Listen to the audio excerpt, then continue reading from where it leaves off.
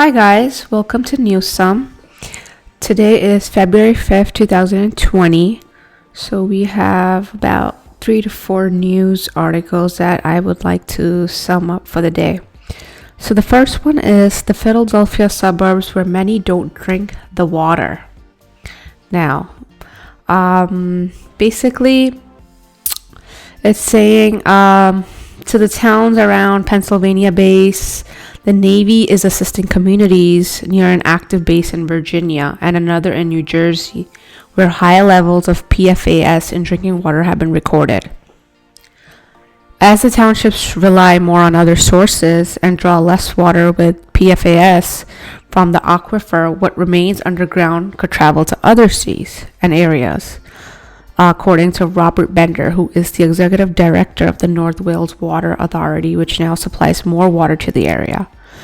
So after the Environmental Protection Agency required water systems to test for the chemicals starting in 2013, Harvard University researchers said the findings indicated that the chemicals were in the drinking water of 6 million people. Pennsylvania is developing its own standards for what level of PFAS it considers allowable, the first time it hasn't followed the federal standard for a drinking water contaminant.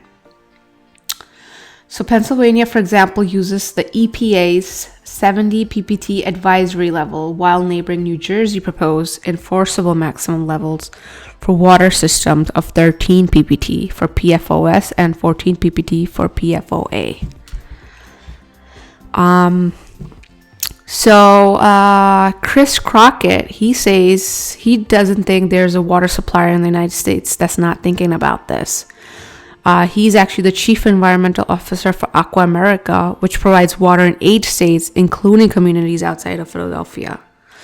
Tim Hagee, who's the general manager of the Water and Sewer Authority in Warminster, which serves 38,000 people, said he had never heard of PFAS before the EPA required testing in 2013. So for decades in firefighting foam at 2 nearby decommissioned military bases. So pretty much that kind of sums it up. The second news that's been happening is GM, General Motors, and Ford face slowing demand as Tesla is revving up.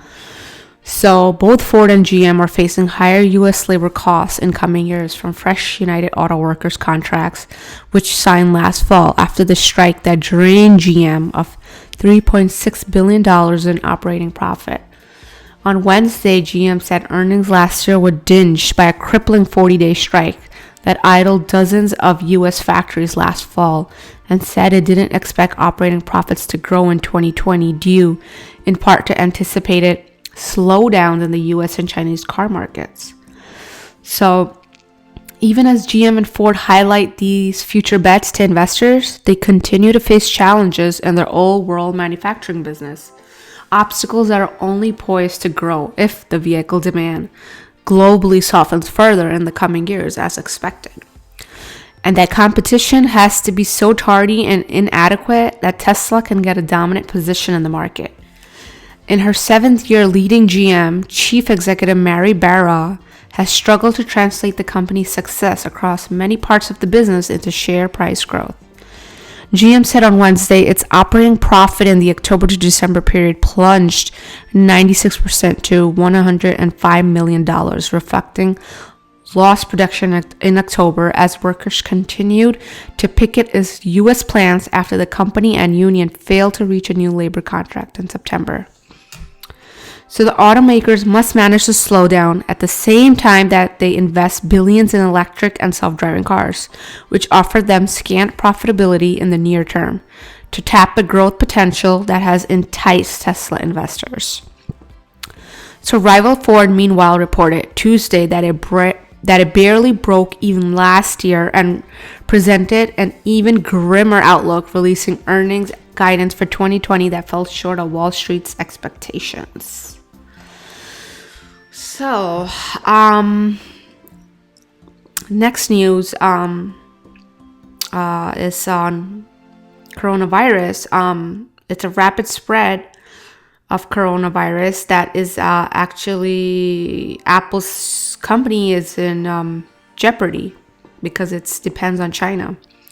So basically, a weaker Chinese economy and a stronger local competition last year hurt iPhone sales, triggering a stock price decline that reached 10% before market enthusiasm over new handsets from Apple sent its share surging.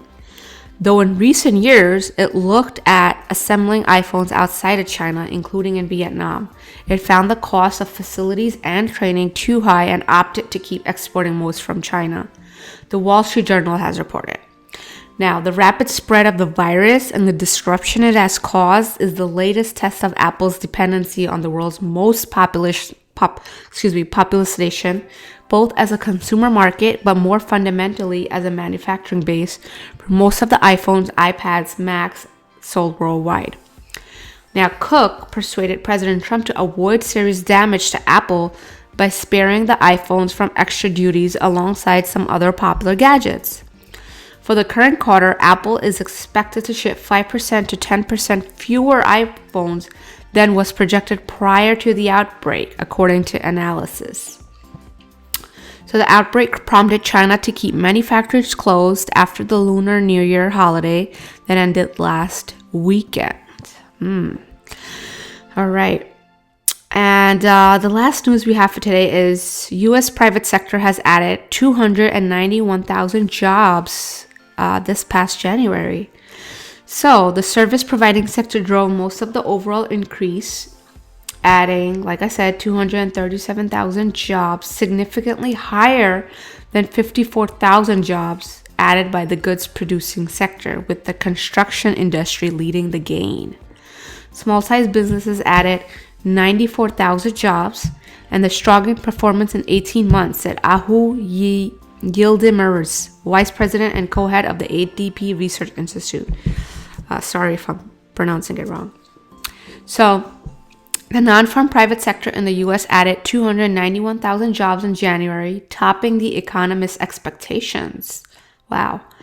So the economists polled by the Wall Street Journal were anticipating the non-farm private sector to add 150,000 jobs in January.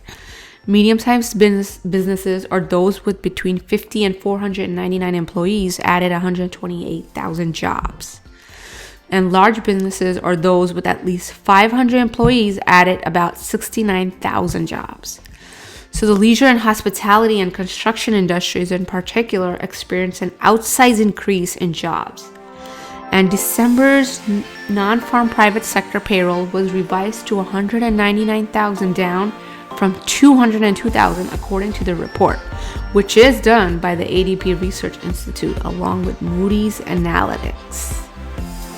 That's right, guys. And these were the top news for today. Thank you so much for hearing me out.